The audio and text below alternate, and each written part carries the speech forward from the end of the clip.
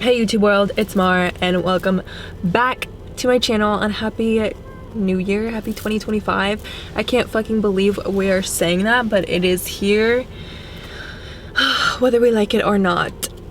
Big sigh because the holidays were exhausting to say the least. Like honestly, it also feels good to not have anyone expect anything of me and expect me to show up or be somewhere or have a whole day already like booked and planned out and not be able to think about the things that I want to do.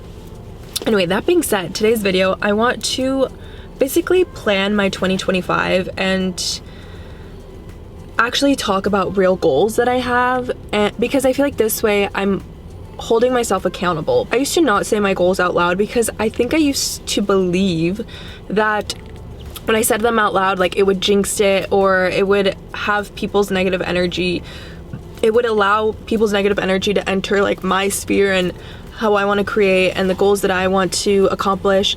But I think more than anything, it made me fearful of saying them out loud, because then I really said it out loud and people will actually ask me how my goals are going and how things are developing, and it's like, well, now you actually have people to hold you accountable, which means you actually have to try, and if you don't do it, then it's embarrassing, you know? Like it's embarrassing to like have to tell people like, oh, actually, I just fucking gave up on that. I'm going to stop babying myself and force myself to say my goals out loud and to put them out there on the internet, because then it helps hold me accountable to actually fucking do it. Like, girl, you actually need to fucking try. Yes, like try, okay? It is some strong coffee though, for real, that's some strong coffee. I also briefly want to touch on a conversation before I get into like my goals and why I feel like I'm forcing myself to shoot so far or so big this year. I had this conversation with my sister, which I was reflecting upon when we were driving down to Southern California, and I was just having this like realization of like, if I really want to chase my dreams and I really want to chase my goals, I'm actually going to have to try really hard and put in a lot of effort. And the amount of work that I envisioned myself having to do felt very overwhelming, to the point where I was just like, I wish I could be one of those people that just settles with life. It would just be so easy in my brain. Obviously, like this is me imagining the grass is greener on the other side, you know, that vibe. But that like, it would just be so much easier if I could just settle and if I could just find a mediocre Joe down the street, get hitched, have kids, have my really good job, because I would still graduate and finish grad school. But I was like, and just live like that peacefully and just enjoy that. And then I was like, that sounds like a great life, and I feel like for so many people they do wish for that, and there's nothing wrong with that. But it made me be like, why can't I just settle for that? And she was just saying how like, no, that's just not you. And I was explaining how I've heard this saying before, I didn't come up with this, but that you are the average of the 5 people that you hang around the most. That being said, my mediocre may look like someone's best day, and vice versa. Someone's mediocre might be my best day, and that is absolutely okay. Because I am the average of the 5 people that I hang around the most, and because my mediocre still feels really, really good, it made me realize how much potential I'm actually wasting and how much I'm actually leaving out there when I don't try and when I'm just choosing to settle. And I had that realization, and I was like, wow, I know it's gonna be exhausting, the amount of work and the obstacles and trials and tribulations that I'm gonna face trying to make my dreams become a reality.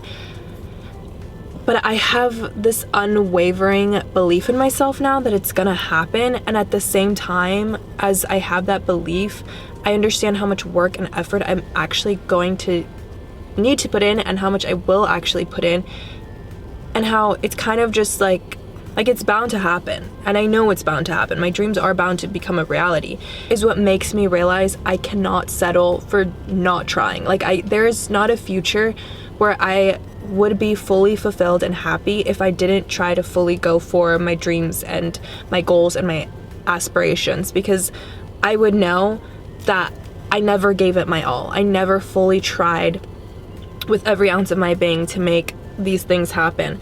And that's where I'm just like, I cannot not try, if that makes sense. I've reached a point where I'm just like, it's gonna be exhausting, but I have to go for it. I think more than anything, I want to have guiding words for the year. This is something Maddie Drospec does, and I feel like most, like if not the entire time, they always resonate with how her year goes. So I think my guiding words that I want for this year are, my first one being fearlessness, my second being love, and my third, vulnerability. I was like literally right now, watching an old video of mine of when I did a year of fully showing out for myself, which honestly, when I think about it, was such a transformational year for me. Like, I uncovered so many layers and components of my trauma that I think inevitably helped me heal them. One of the things that I mentioned that I journaled that really that really stood out to me was I said that my inner child wanted to be expressed without limitations. And I feel like that ties so well into fearlessness, because I want to be fearless in the way that I express myself. I want to be fearless in the way that I create my art. I want to be fearless in the way that I present my art. When thinking about love, I don't even really mean like relational love, like finding a relationship and finding my person. That would be great if it happened, but if it doesn't, I don't really think I'm gonna cry myself to sleep. I just mean there's so many things, so many major events that are happening this year in my life that drastically are going to change the dynamics of a lot of my relationships. And I just want to look for and find and express love in every situation that I can, and not regret any opportunities of like telling my family that I love them, and just finding that love in friendships even. And then vulnerability is just really put myself and my art out there. I feel like a lot of the times I choose to shut up or shut down because I don't ever want to seem like I'm trying to take all the attention, or I'm trying to steal the limelight, or because oftentimes it comes from a place of thinking that people are just not as interested in what I have to say, that I just shut up and shut down. So I think allowing myself to be more vulnerable and express things that I want to talk about and express myself. And I think another part of me just wants to be more raw and real and not so polished. I feel like when I was younger, I had this notion that like everything I needed to say, it's the perfectionist complex, I know, but it had to be so polished, perfect, concise. I wanted to sound so eloquent and so well put together, and like I always had the right thing to say. And now I just genuinely want to be so real and raw and not give a fuck, and just like I trip up on my words, I say the wrong thing, like I'm allowed to be wrong, I'm allowed to need to be corrected, I'm allowed to change my opinion after further investigation has been done, you know, like I feel like I want that raw and realness. I want to present that raw and realness of myself.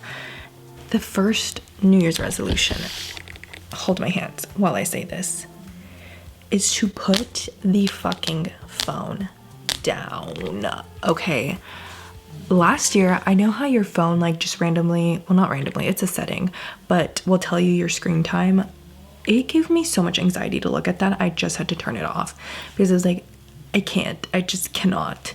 And I realized last year that TikTok like has this chokehold on me that I can doom scroll on there forever, and I absolutely fucking hate it.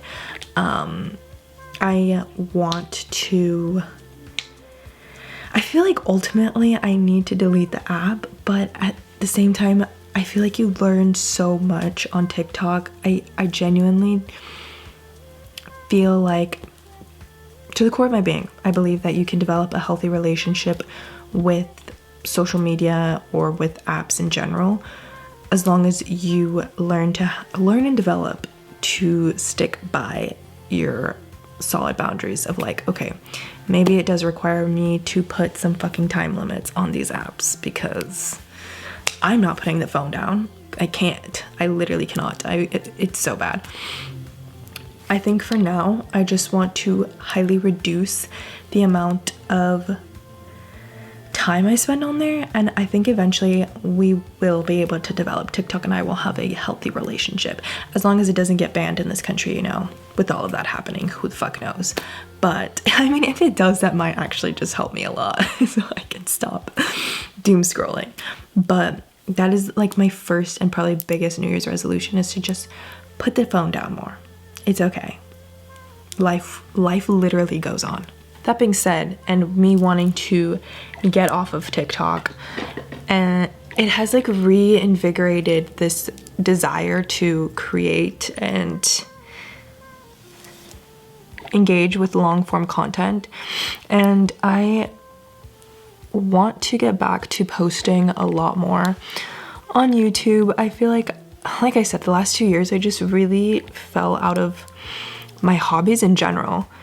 Genuinely, I feel like life is all about your hobbies, because a lot of us, and maybe I'm speaking out of my ass, I don't know, but I would assume that a lot of people don't necessarily have a career that they love. And I think honestly we place a lot of emphasis on what we do for a living in general. I think you're not your job. I think you should have some moral alignment with what you do, but it is not your entire identity. And I think we miss so much of who we are, who we could be, or who the person we're becoming, because we don't enthrall ourselves in our hobbies, because we push them to the side. That being said, reconnecting it to what my New Year's resolution is, I want to post a lot more on YouTube. I feel like that's where I got started. That's where I fell in love with creating content, and I just want to get really good at making, sorry my dogs are barking, you know, I just want to get really good at making content. I feel like that just sparked a thought in me that connects to one of my other resolutions. But I think this is a year where I actually work on honing and developing my crafts, because I feel like I've had this conversation with my sister and her boyfriend before, but I've always felt like I'm just mediocre at a lot of things. And I know that's kind of harsh to say, but it's the truth. I feel like the way I grew up, my parents never strived for me to be the best at anything. Like, they didn't ever care like if I was the best at tumbling, if I was the best cheerleader, if I was the best at violin playing. Anything I did, it didn't matter. It's just good that I did it, and that I enjoyed more than anything, I enjoyed doing it. But that being said, I feel like I always became okay with just being mediocre at something, and it also, I feel like, hindered my confidence in further developing. I think it hindered my confidence in the way of believing like that's my plateau. Like, I will only ever be mediocre at whatever the fuck I'm doing. And that's not true. I think any day of the week, practice, persistence, and determination beats natural born talent, because a lot of people will just get tired of putting in the work to get better, and that's where the people that just have the dedication to keep going will shine. So I think for me, this is the year where I actually hone and further develop my crafts. So I want to get really good at content creating, just to see how, like, really see how creative and artistic I can be. In that same breath, I want to get really good at DJing, which it's funny because on my walk today, I was just getting frustrated with how I don't feel like I'm progressing as quickly as I would like to. Again, I think it just goes back to that immediate like comparison and thief of joy, and my entire TikTok is like DJing stuff and DJing tips and tricks and songs and all the DJ things, and I'm immediately like comparing myself to people that maybe are developing a little quicker than me, or are have been like doing this for years, so obviously they're gonna be better than me. And I found myself just being like, ugh, I fucking suck, like all of that negative self-talk. And I was like, you know what, this is why we need to get off the TikTok, and two, why it doesn't matter. Like I just had to realign myself with my own, the things that we always tell ourselves, like I'm on my own journey, I am on my own timeline.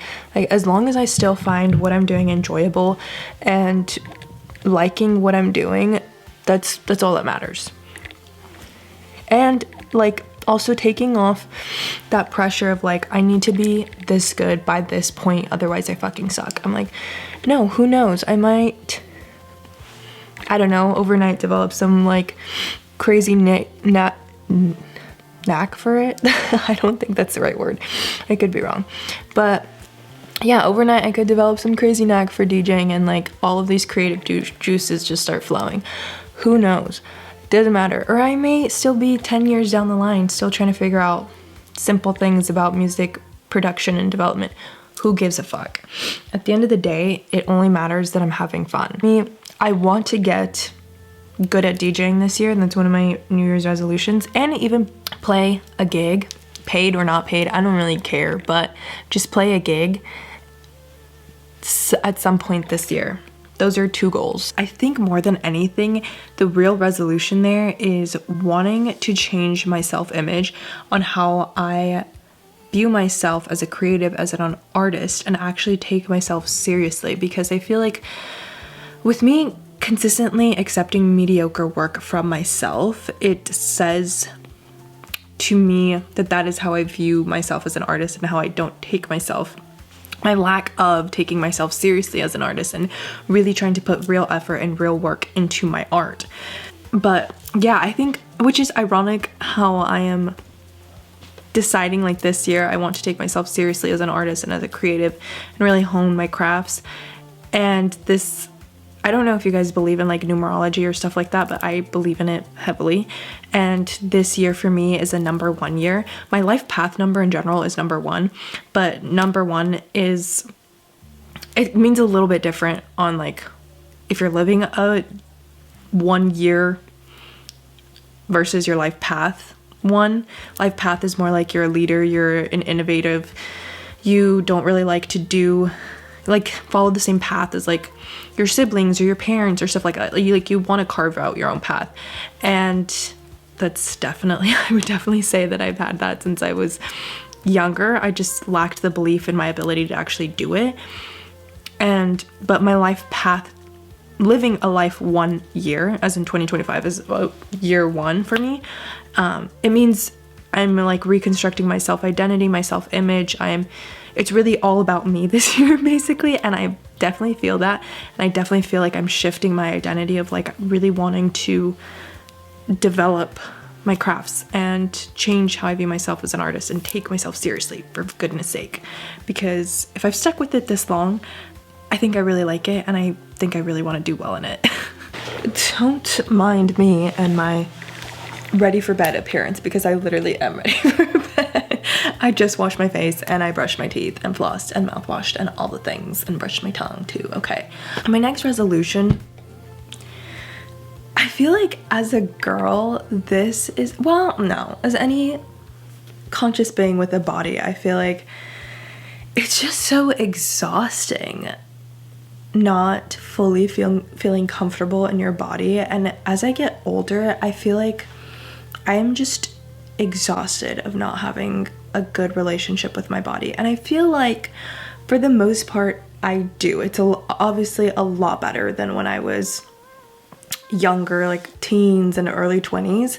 I think I have gotten to certain points where I do like my body, but then I'll gain some weight and then I'm like, ugh, like I don't really feel comfortable in my body or anything like that, or I just start nitpicking, or I don't know, I have to find something that I don't like about my body.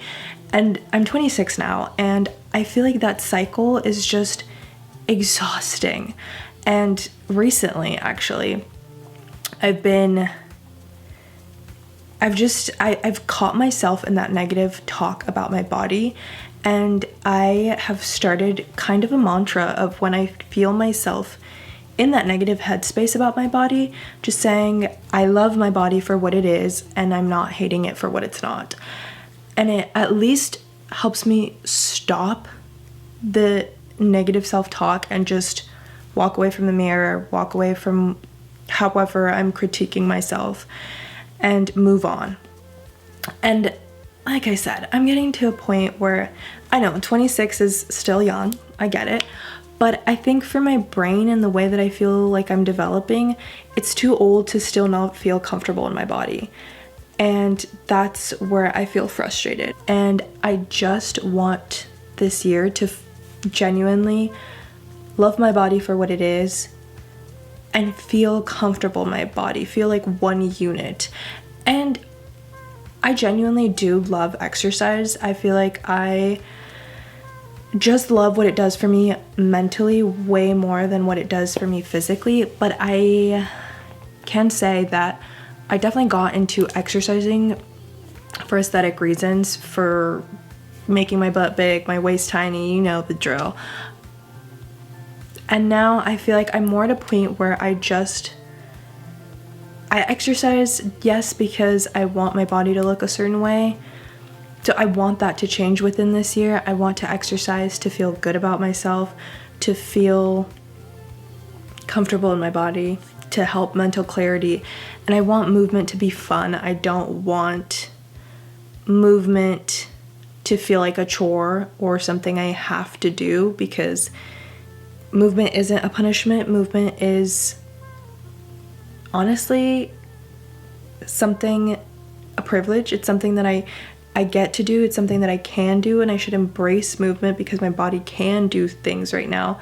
I definitely want to also change my perspective on movement, as it's something I enjoy doing. It's something I get to do. It's something that shouldn't feel like a punishment. But yeah, that is just something I'm striving so heavily for this year. I'm so sorry. I don't know why. Apparently I lose it at the end of every video and forget to close it out. But a few things. Sorry about the annoying glare in my glasses most of the time in the video. 2, my makeup looked horrible when I was doing it. I was wondering why.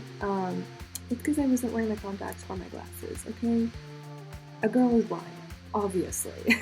Anyway, I think that's gonna be it for my resolutions and goals for 2025. I hope we all have an amazing year. Please pray for me and help in any way if you absolutely can. The fires are absolutely devastating. And besides that, peace and blessings. I'll see you guys next year.